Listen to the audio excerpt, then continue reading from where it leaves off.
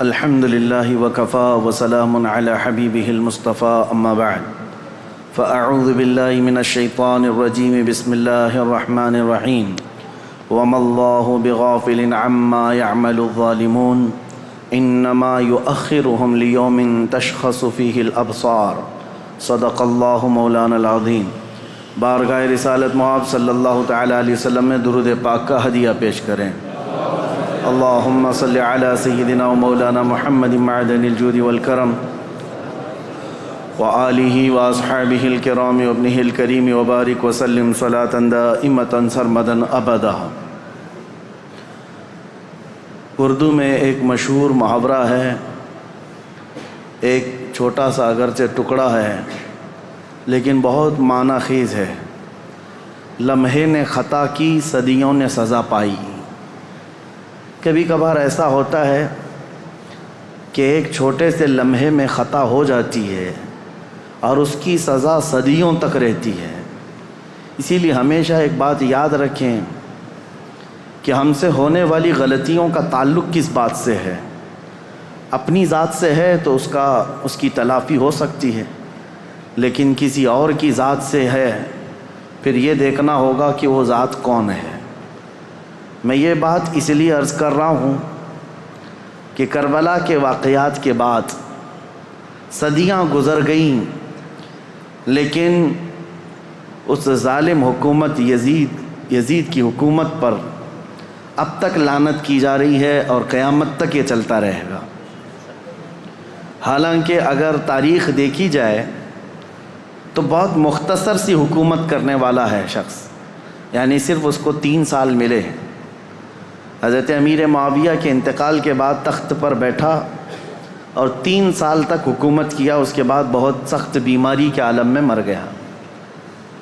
تو یزید کا دور حکومت صرف 3 سال ہے، لیکن ان 3 سالوں کے اندر جو سب سے ہولناک حادثہ پیش آیا ہے وہ کربلا کا ہے۔ اور دوسری بات یہ ہے کہ یزید کربلا میں حاضر بھی نہیں تھا، کربلا میں گیا نہیں ہے، لیکن سارا الزام اس کے سر پر ہے۔ اس کی وجہ یہ ہے کہ اس کی منشا سے ہوا تھا، اس کے حکم پر ہوا تھا۔ اب اس بات کا اندازہ کیجئے کہ ہم سے ہونے والی کوئی بھی غلطی اگر کسی ایسی ذات سے ہے جو اللہ کا محبوب ہے تو پھر یہ غلطی بھلائی نہیں جاتی، قیامت تک یاد رکھی جاتی ہے۔ اللہ والوں کے ساتھ اگر تمہاری کوئی زیادتی ہو گئی تو یہ بھلایا نہیں جائے گا، ہمیشہ تم ملعون کہلائے جاؤ گے۔ اس بات کا ہمیشہ لحاظ رکھا جائے۔ اللہ کے ولیوں سے جو جنگ لیتا ہے، حدیث قدسی میں ہے میرے آقا صلی اللہ تعالیٰ علیہ وسلم کی زبان سے، اللہ کریم خود ارشاد فرماتا ہے من عادی لی ولیا فقد آذنتہ بالحرب، جس نے میرے کسی ولی سے دشمنی مول لی، رب تعالیٰ فرماتا میں اس کو جنگ کا اعلان کرتا ہوں، میرے ساتھ اسے جنگ کا اعلان کرتا ہوں۔ تو اللہ سے جنگ کرنے کا کون یہاں پر کس کی جرأت ہے اور کس کی جسارت ہے؟ تو جو اللہ والوں سے جنگ کر لیتا ہے، دشمنی کر لیتا ہے، گویا کہ وہ رب تعالیٰ سے دشمنی کر رہا ہے اور جنگ کر رہا ہے۔ اس کا خاص خمیازہ دیکھا ہم نے۔ جن لوگوں نے اہل بیت اطہار کے ساتھ دشمنیاں کی ہیں وہ آج تک اللہ تبارک و تعالیٰ کے غضب کا شکار ہیں، آج تک اس کے غضب کا شکار ہیں۔ کسی بھی قوم کے اندر پوری دنیا گھوم کر کے آئیں، یزید کی ذریت کو یا اس کے کاموں کو اچھا کہنے والی کوئی بڑی جماعت آپ کو نہیں ملے گی۔ اکا دکا کوئی ایسا گمراہ شخص ہو، بد دین ہو، بد عقیدہ ہو تو اس کی بات الگ، لیکن اتنی 14 صدیوں کے اندر ہزاروں ائمہ اکرام آئے، ہزاروں علماء اعظام آئے، لاکھوں کی تعداد میں صالحین آئے، کسی نے بھی اس کے کاموں کو اچھا کبھی نہیں بتایا۔ ایک وجہ یہ بھی ہے میرے عزیزو، اس نے زندگی میں کبھی کچھ اچھے کام کیے ہوں گے لیکن اس کا فرق نہیں پڑتا، برائی غالب آ جاتی ہے، اور وہ بھی برائی ایسی کہ رسول اللہ صلی اللہ تعالیٰ علیہ وسلم کے نواسے کا اور ان کے خاندان والوں کا اس طرح سے قتل کر دینا کہ جس کو رہتی دنیا تک یاد کیا جاتا ہے۔ اب ان کے بعد حالات کیا ہوئے؟ جیسا کہ میں نے اعلان کیا تھا 10 مجالس محرم میں کہ ما بعد کربلا کیا ہوا تھا، کربلا کے بعد کے حالات کیا ہیں۔ کربلا کی جنگ ختم ہوتی ہے حضرت امام حسین کی شہادت پر۔ جب آپ کا سر مبارک الگ کر دیا گیا تو یہ جنگ ختم ہو گئی۔ جشن منایا یزیدیوں نے، تقریباً 22,000 کا جو لشکر تھا اس میں کئی مرے بھی تھے، لیکن جلد بازی میں سارے جتنے بھی شہداء تھے سب کو ادھر ادھر بکھیر دیا گیا، لیکن چند سروں کو انہوں نے جمع کیا، خاص طور پر مولا امام حسین رضی اللہ تعالیٰ عنہ کا سر، کیونکہ دلیل کے طور پر انہیں یہ لے کر کے جانا تھا یزید کے دربار میں کہ دکھایا جائے کہ ہماری جنگ بھی ہوئی اور ہم نے کاٹ بھی دیا ہے، ختم کر دیا ہے۔ کبھی کبھار انسان حیوانیت کا شکار ہو جاتا ہے اور اتنا گرتا ہے کہ جانور بھی ایسا نہیں کرتے۔ اسی لیے امام غزالی کی وہ بات یاد رکھو کہ انسان کی 3 قسمیں ہیں، کبھی افضل ہو جائے تو فرشتوں سے بھی افضل بنتا ہے، اور کبھی نیچے گر جائے تو یہ جانوروں سے زیادہ ذلیل ہو جاتا ہے۔ جانور اپنی برادریوں میں سے کسی کا ایسا بہشکار یا ایسا قتل نہیں کرتے جیسا انسان انسانیت کا کرتا ہے، انسانوں کے ساتھ کرتا ہے۔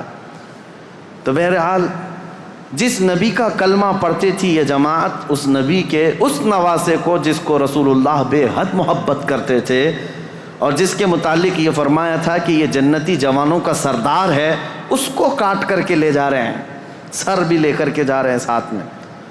اور جب کربلا سے نکل کر کے یہ سب سے پہلے آئے تھے کوفہ کی سرزمین، یہیں تو امام حسین کو بلایا گیا تھا کہ آپ آ جائیے، یہاں سے آپ کو امیر المومنین منتخب کیا جائے گا۔ اسی کوفہ میں امام حسین کا سر لایا گیا تھا۔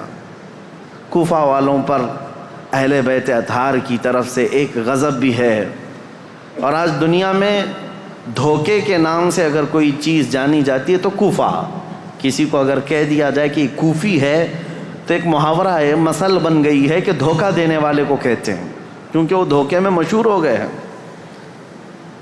بہت مشہور ہو گئے۔ تو کوفہ میں جب سر لایا گیا تو لوگوں کا ایک تانتا بند گیا دیکھنے کے لیے، اور عبید اللہ بن زیاد جو وہاں کا گورنر تھا اس کے پاس سر رکھا گیا تو اس نے اس کی بے حرمتی بھی کی، کہا حسین اگر تم یہاں نہ آتے تو تمہارے ساتھ یہ نہ ہوتا۔ اس وقت مسجد میں ایک بوڑھے صحابی بیٹھے ہوئے تھے۔ عبید اللہ بن زیاد امام حسین کو کیا کہہ رہا تھا کہ ختم ہو گیا جھوٹا شخص بھی اور جھوٹے کا بیٹا بھی، نعوذ باللہ۔ یہ سیدنا مولا علی کو بھی گالی تھی اور امام حسین کو بھی گالی تھی۔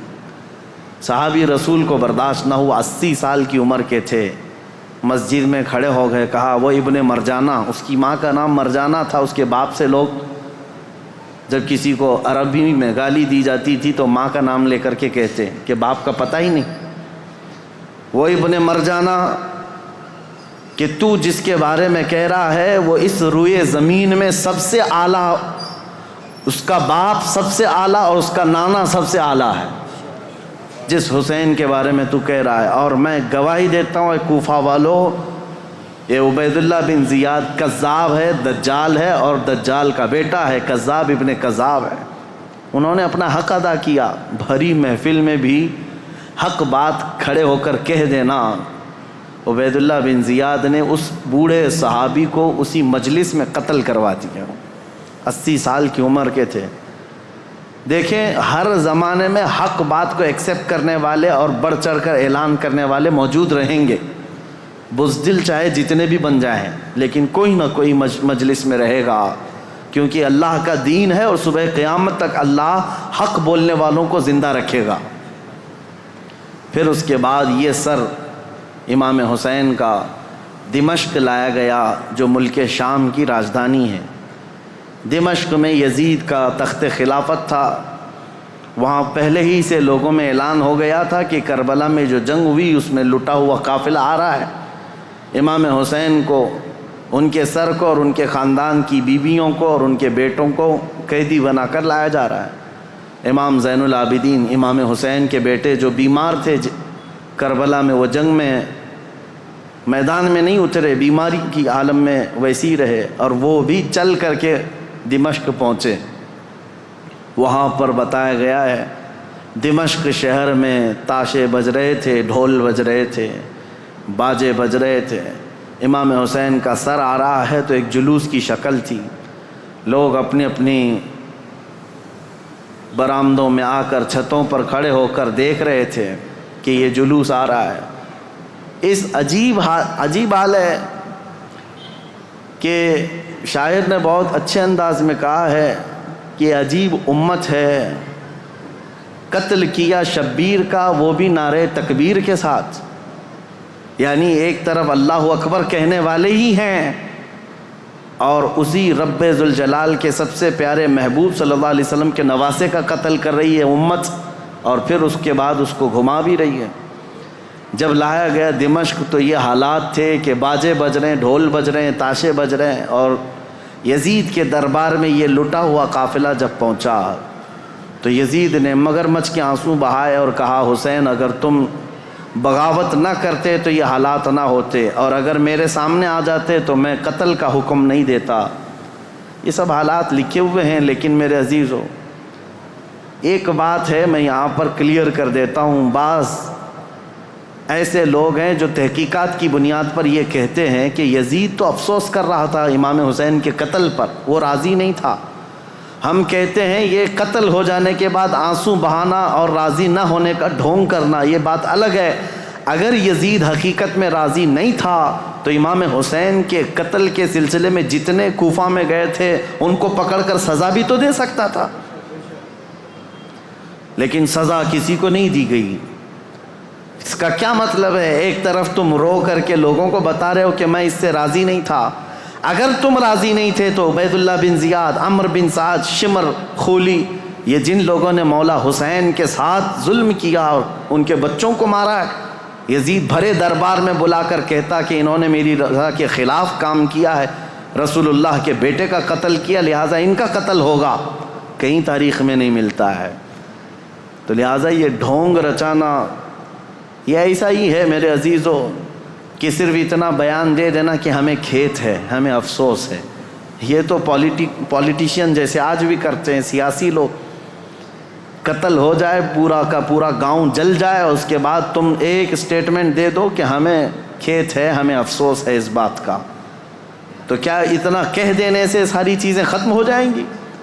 اسی لیے میں نے تقریر کی شروع میں ہی کہا لمحے نے خطا کی صدیوں نے سزا پائی. کبھی ایک لمحہ خطا ہو جاتی ہے اور اس کی سزا قیامت تک قائم رہتی ہے. یہی یزید نے کیا. 3 سالہ دور تھا اس کا، صرف تاریخ میں موجود ہے اس کی حکومت صرف 3 سال چلی، لیکن ان 3 سالوں کے اندر جو اس نے ہولناک یہ حادثہ کیا ہے تو اس کی مذمت اور اس کی وجہ سے اس پر لعنت یہ صدیوں تک جاری رہے گی. امام حسین کا سر مبارک جب آیا وہاں پر تو عجیب حالات تھے. کچھ صحابہ بھی وہاں موجود تھے، انہوں نے یہ روایت بھی بیان کی ہے. دمشق کے دربار میں جب امام حسین کا سر لایا گیا اس وقت سیدہ زینب رضی اللہ تعالی عنہا نے ایک خطبہ دیا تھا وہاں یزید کے دربار میں. پردے میں تھیں لیکن انہوں نے حالات بیان کیے تھے. وہ کرب ہے، وہ درد ہے ان کے خطبے میں. انہوں نے جھنجھوڑ رکھا تھا، حتیٰ کہ جو یزیدی دربار میں کھڑے تھے وہ بے اختیار رونے لگ گئے تھے. چاہے جیسا بھی پتھر دل ہو لیکن پگھل گیا تھا. تو یزید نے یہ دیکھا کہ ہمارے یہاں پر حالات خراب نہ ہو جائیں، اس نے یہ سارا نظام بند کروا دیا، لوگوں کو باہر کروا دیا. تو امام حسین کے سر کو بار بار وہ چھڑی لگا کر بات کرتا تھا. اور اس کے بعد تاریخ میں یہ موجود ہے کہ امام حسین رضی اللہ تعالیٰ عنہ کا سر مبارک، اس میں روایات میں اختلاف ہے. بعض نے کہا امام زین العابدین کے ساتھ مدینہ طیبہ لایا گیا، بعض میں شہر اسقلان میں رکھا گیا جو ملک شام کا ایک علاقہ ہے، تہخانے میں رکھا گیا تھا. اور تقریباً 450 سال کے بعد وہاں سے مصر لایا گیا قاہرہ میں. قاہرہ میں آج بھی امام حسین کا سر مبارک دفن ہے. جو وہاں کی تحقیقات ہیں وہ جہاں پر بھی ہے، لیکن ایک بات تو طے ہے، اللہ تبارک و تعالیٰ نے ان کے متعلق فرمایا ہے کہ ان کو مردہ نہ کہو، وہ جہاں ہیں زندہ ہیں، شہید ہیں. اب جب مدینے یہ قافلہ آیا تو بڑا غمگین ماحول تھا پورے مدینے کا، مدینے والوں کو پہلے سے خبر تھی۔ حضرت ام سلمہ رضی اللہ تعالیٰ عنہ میرے آقا صلی اللہ علیہ وسلم کی ایک زوجہ ہیں، حضور کی بیوی۔ ایک مرتبہ حضور اکرم صلی اللہ تعالیٰ علیہ وسلم بیٹھے ہوئے تھے، اچانک آپ کی آنکھوں میں آنسو آئے۔ حضرت ام سلمہ نے پوچھا یا رسول اللہ صلی اللہ علیہ وسلم یہ آنسو کس بات کے؟ کہا کہ مجھے جبرائیل نے آ کر یہ خبر دی ہے کہ میرے اس لخت جگر فاطمہ کے بیٹے کو میری امت شہید کر دے گی، مار ڈالے گی۔ مجھے اس بات کا قلق ہے، دکھ ہے، اور جبرائیل نے ایک شیشی میں مجھے مٹی لا کر کے دی وہ اس کربلا کے میدان کی، اور وہ حضرت ام سلمہ کو دے دیا۔ حضور نے کہا کہ یہ شیشی سنبھال کر کے رکھنا، جس دن دیکھنا کہ اس کی مٹی لال ہو گئی تو سمجھ لینا کہ میرا بیٹا شہید ہو گیا۔ تو حضرت ام سلمہ رضی اللہ تعالیٰ عنہ اس وقت موجود تھیں، باحیات تھیں، رسول اللہ صلی اللہ علیہ وسلم کی زوجہ۔ وہ کہتی ہیں کہ وہ شیشی میں نے رکھی تھی، اور جس دن یہ کربلا کا واقعہ پیش آیا اس دن انہوں نے خواب بھی دیکھا حضور صلی اللہ تعالیٰ علیہ وسلم کو کہ نبی کریم صلی اللہ تعالیٰ علیہ وسلم گرد و غبار جھاڑتے ہوئے اپنے لباس کو جھٹکتے ہوئے تشریف لا رہے ہیں۔ تو حضرت ام سلمہ نے حضور کو خواب میں دیکھ کر پوچھا یا رسول اللہ صلی اللہ تعالیٰ علیہ وسلم کون سے لمبے سفر سے آپ تشریف لا رہے ہیں کہ گرد و غبار آپ جھاڑتے ہوئے تشریف لا رہے ہیں؟ میرے آقا صلی اللہ تعالیٰ علیہ وسلم نے فرمایا ام سلمہ میری امت کے اشقیاء نے میرے بیٹے کو اور میرے خاندان کو کاٹ دیا، قتل کر دیا کربلا کے میدان میں۔ ان کی سب کی لاشیں میں جمع کرتا کرتا سب کو دیکھتا ہوا وہاں سے آ رہا ہوں، کربلا کے میدان سے تھکا ہوا۔ حضرت ام سلمہ کہتی ہیں کہ میں گھبرا گئی، یہ خواب دیکھی تھی رات کو۔ صبح وہ جلدی اٹھتی ہیں، یہ عاشورہ کا دن تھا۔ وہ فرماتی ہیں کہ میں جلدی سے جا کر اس شیشی کو یاد کرتی ہوں جو میرے آقا صلی اللہ علیہ وسلم نے مجھے زندگی میں دیا تھا، وہ ویسی سنبھالی رکھی ہوئی تھی۔ جا کر دیکھا تو اس شیشی کے اندر مٹی نہیں، پورا خون جمع تھا۔ حضرت ام سلمہ کہتی ہیں میں نے مدینے والوں کو اسی دن اطلاع دے دی کہ اے اہل مدینہ رسول اللہ کا بیٹا شہید ہو گیا۔ اس وقت کوئی ٹیلی گرام نہیں تھا اور نہ ہی کوئی ایسی تیز خبریں لانے والا انٹرنیٹ یا موبائل یا فون کا سسٹم تھا، مواصلات تو نہیں تھے۔ خبریں جو آتی تھی کوئی قاصد خبر لے کر کے آتا تب پتہ چلتا، وہ بھی خبریں کبھی 8 دن کے بعد 10 دن کے بعد پہنچتی تھی، لیکن مدینے والوں کو اسی دن خبر پہنچ گئی تھی کہ امام حسین کا قتل ہو گیا۔ یہ حضرت ام سلمہ نے خبر دی تھی۔ مدینے والوں نے آ کر کے پوچھا کہ یہ حالات ایسے ہو گئے۔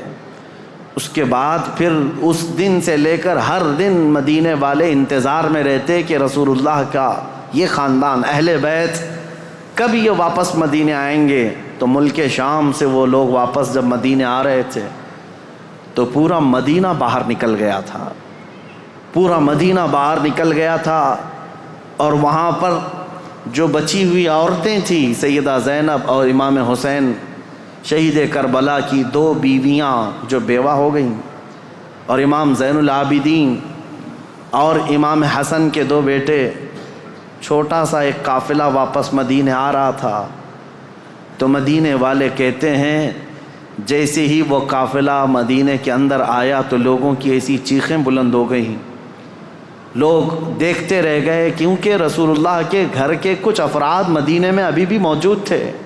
حضرت بی بی صغرا اور امام حسین کی اور ایک بیوی یہاں پر موجود تھی۔ سب انتظار کرتے رہ گئے، اور جیسے ہی یہ لٹا ہوا قافلہ آیا تو مدینے والے کہتے ہیں ایک وہ دن تھا جب رسول پاک صلی اللہ تعالیٰ علیہ وسلم کی وفات ہوئی، اس دن مدینہ سب سے زیادہ رویا تھا، اور دوسرا یہ دن تھا جب امام حسین کا قافلہ لٹا ہوا قافلہ مدینے میں داخل ہوا تھا تو مدینہ سب سے زیادہ رویا تھا۔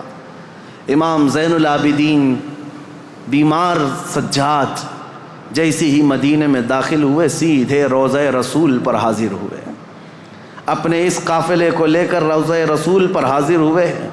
لوگ دھاڑے مار مار کر روتے تھے۔ امام زین العابدین کربلا کی پوری داستان رسول اللہ کو سنا رہے تھے کھڑے ہو کر، کہہ رہے تھے یا اللہ کے رسول، نبی محترم، نبی محتشم، آپ کے اس لاڈلے نواسے کو جو آپ کے کندھوں پر بیٹھ کر سواری کرتا تھا، آپ کا وہ لاڈلا نواسا جو آپ سجدے میں جائیں تو پیٹھ پر سوار ہو جاتا تھا، اس لاڈلے نواسے کو اشقیاء کی جماعت نے بغیر پانی دیے، بغیر کھانا دیے ذبح کر دیا۔ یا اللہ کے رسول، ہم نے اپنی آنکھوں سے دیکھا ہے آپ کے اہل بیت اطہار میں سے 6 ماہ کے علی اصغر کو بھی انہوں نے تیروں سے چھلنی کر دیا۔ آپ کے گھر کے ہر جوان بچے کو گھوڑوں پر سے دوڑا کر کے ان کی لاشوں کی بے حرمتی کر دی۔ جب امام زین العابدین رو رو کر کے یہ بیان کرتے تو مدینہ، جتنے لوگ تھے مدینے کے وہاں موجود، سب چیخیں بلند ہو گئی۔ کئی لوگ تو وہاں غش کھا کر گر گئے تھے اس غم کی داستان پر۔ اس کے بعد امام زین العابدین جب تک زندہ رہے، کبھی ان کو کسی نے ہنستے ہوئے نہیں دیکھا، کبھی مسکراتے ہوئے نہیں دیکھا۔ بعض روایتیں بتاتی ہیں کہ امام زین العابدین رضی اللہ تعالیٰ عنہ کو لوگ ہنسانے کی کوشش کرتے ہیں، کہتے کہ وہ حالات ہو گئے ختم، اب تو آپ معمول کے حالات پر آ جائیں۔ آپ یہی فرماتے کہ جس کے سامنے اس کے گھر کے سارے افراد کو 3 دن کی پیاس اور بھوک کے بعد ٹکڑے ٹکڑے کر دیے گئے ہوں، اور تم اس شخص سے ہنسنے کی امید رکھتے ہو، اس سے مسکرانے کی امید رکھتے ہو۔ امام زین العابدین کو کبھی کسی نے مسکراتے نہیں دیکھا۔ کبھی وہ کسی قصاب کی دکان کے پاس سے گزرتے تو روتے کھڑے ہو جاتے ہیں۔ قصاب دکانوں پر جیسی امام زین العابدین آتے، گوشت پر چادر اڑا دیتے تھے، اور لوگ یہ کہتے کہ وہ کچا گوشت دیکھتے ہیں تو رو پڑتے ہیں کہ میرے گھر کے خاندان کے سارے افراد کا گوشت اسی طرح سے بکھرا ہوا تھا۔ وہ کسی ذبح کرتے ہوئے جانور کو دیکھتے تو رو پڑتے تھے، ان کی آنکھوں سے آنسو نکل آتے، اور یہی کہتے کہ لوگ تو جانوروں کو پانی پلا کر ذبح کرتے ہیں، میرے باپ کو لوگوں نے 3 دن کی پیاس کے بعد ذبح کیا تھا۔ تو ان کے غم کے برابر تو میں سمجھتا ہوں دنیا کا غم ہی نہیں ہے امام زین العابدین کا۔ لیکن میرے عزیزو، قرآن کی یہ آیت بالکل برحق ہے۔ میرا مولا فرماتا ہے وَمَا اللَّهُ بِغَافِلٍ عَمَّا يَعْمَلُ الظَّالِمُونَ، اللہ ظالموں کے کام سے غافل نہیں ہے، بے خبر نہیں ہے۔ ہر ظالم اپنے انجام کو پہنچے گا ضرور۔ حالات کروٹ لیتے ہیں۔ یزید کا دور حکومت ختم ہو گیا، اس کے بعد یزید کا بیٹا معاویہ تخت نشین ہوا۔ 6 مہینے صرف خلافت چلی، اس کے بعد یہ خاندان کی وراثت ہی ختم ہو گئی۔ معاویہ کے بعد، یعنی یزید کا بیٹا جو معاویہ تھا، اس کے بعد پھر اس خاندان میں خلافت ہی ختم ہو گئی۔ مروان کی حکومت چلی، مروان کے بیٹوں کی حکومت چلی، لیکن اس اثنا میں ایک شخص مختار ثقفی نام سے کوفہ کی سرزمین سے ابھرتا ہوا ایک نوجوان نکلا۔ وہ اہل بیت کا جانثار تھا، محب تھا، چاہنے والا تھا۔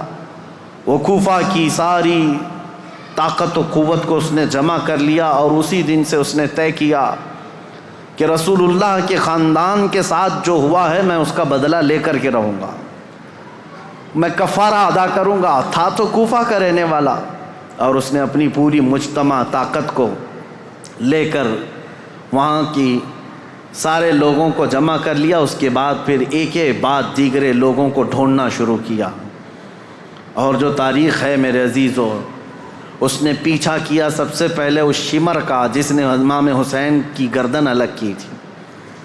اور ایک لمبا واقعہ ہے، میں مختصراً یہ بتاتا ہوں۔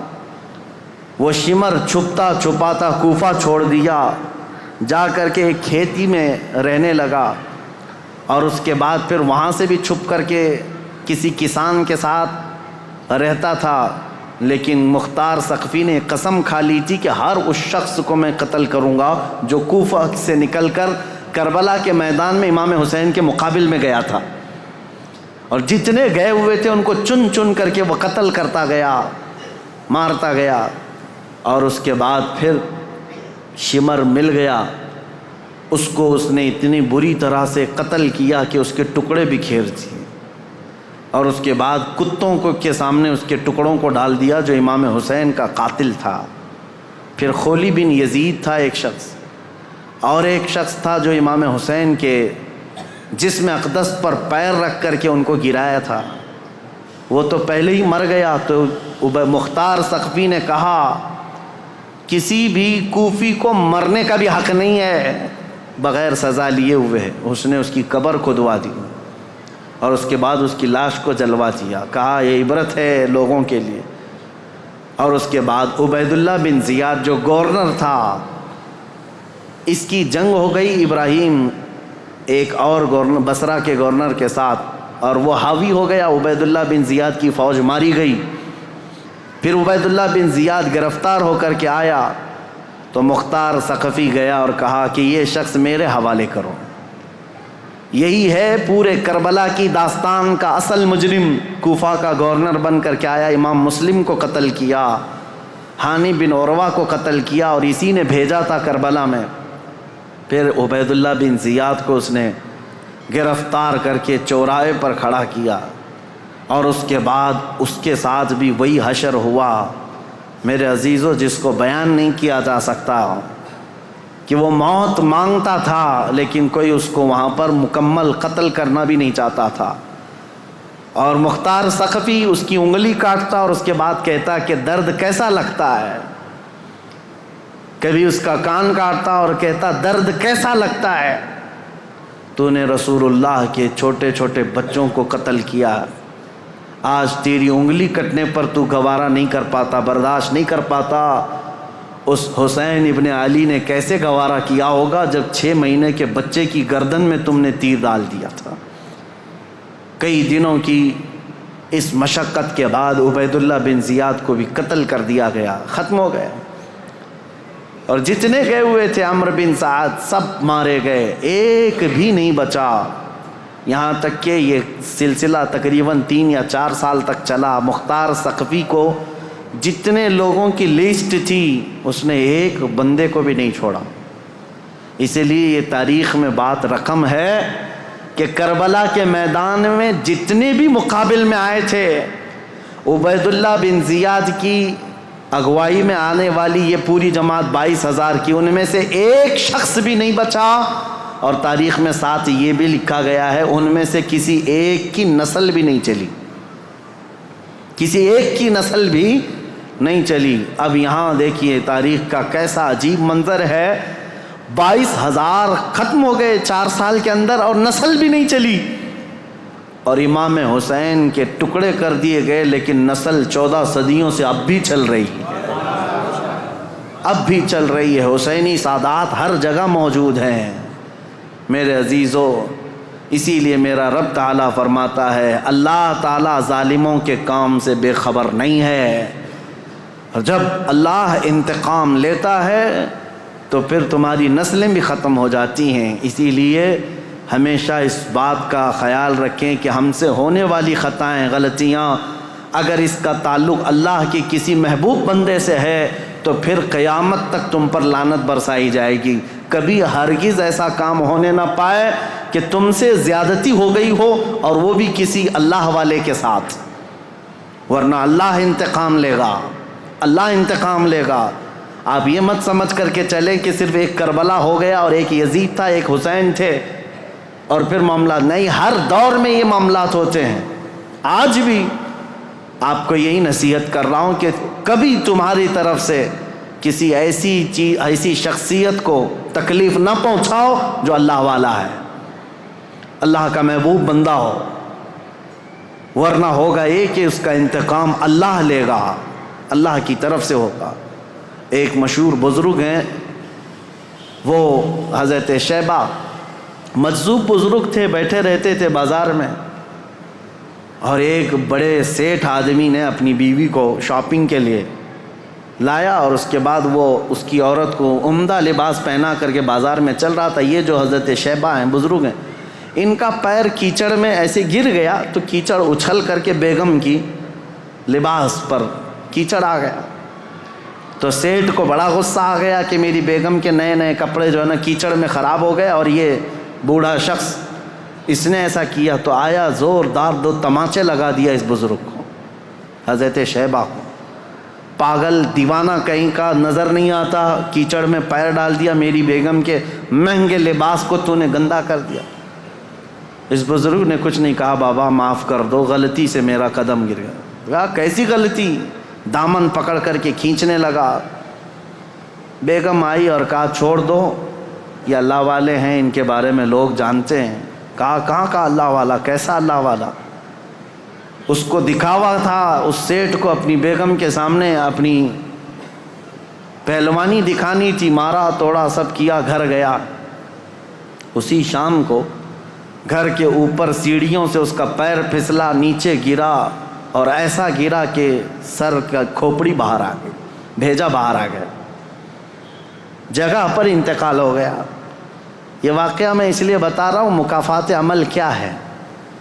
اس کی بیگم نے ہلہ کرنا شروع کیا کہ یہ معاملہ اسی وجہ سے ہوا، آج اس بزرگ کو اس نے مارا، اسی وجہ سے میرا شوہر آج مر گیا۔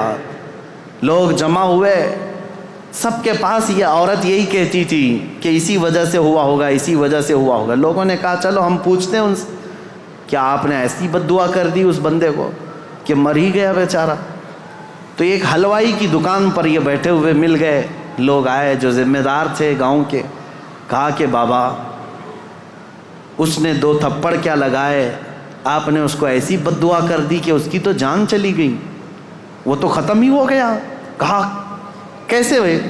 لوگوں نے بتایا سیڑھیوں سے گرا اور نیچے گرا تو بھیجا ہی باہر آ گیا، مر گیا۔ اس بزرگ نے کہا اللہ کی قسم، اللہ گواہ ہے، میں نے کوئی بد دعا نہیں کی، اللہ کی قسم دیتا ہوں، تم مجھ سے جو حلف لینا چاہو لے لو، میں نے کوئی بد دعا نہیں کی ہے۔ لوگوں نے کہا لیکن اس کی عورت تو یہی کہہ رہی ہے کہ آپ کو آج اس نے مارا تھا 2 تھپڑ اور آپ کی بد دعا سے وہ ہلاک ہو گیا، پھر ایسا کیسے ہو گیا ہے؟ اس بزرگ نے ہنستے ہوئے کہا کہ بیٹا بد دعا تو میں نے نہیں کی، میں تو معاف کر دیا، لیکن دستور ہے دوست کو پہنچی ہوئی تکلیف دوست برداشت نہیں کرتا۔ میں تو معاف کر دیا، میرا دوست جو اللہ ہے وہ گوارا نہیں کرتا، اس کے کسی ولی سے تم نے دشمنی کی تو خود فرماتا ہے میں اس کے ساتھ جنگ کا اعلان کرتا ہوں۔ اسی لیے ہمیشہ اس بات کا لحاظ رکھیں میرے عزیزو، ہمارے کسی عمل سے اللہ والوں کو تکلیف نہ ہو۔ دیکھو رسول اللہ کے اہل بیت یہ اللہ والے تھے، امام حسین، تکلیف پہنچی تو آج تک وہ یزیدی ذلیل ہیں اور لعنت کے پھٹکار ان پر برس رہے ہیں اور صبح قیامت تک ہوتے رہیں گے انشاءاللہ۔ لمحے نے خطا کی، صدیوں نے سزا پائی۔ اللہ کریم ہم سب کو کہنے سننے سے زیادہ عمل کی توفیق عطا فرمائے۔ رب قدیر ہم سب کو ظلم سے کوسوں دور رکھے اور مولا کریم ہمیں اہل بیت کے ساتھ زندگی عطا کرے اور قیامت کے دن اہل بیت کے ساتھ حشر عطا فرمائے۔ وآخر دعوانا الحمدللہ رب العالمین۔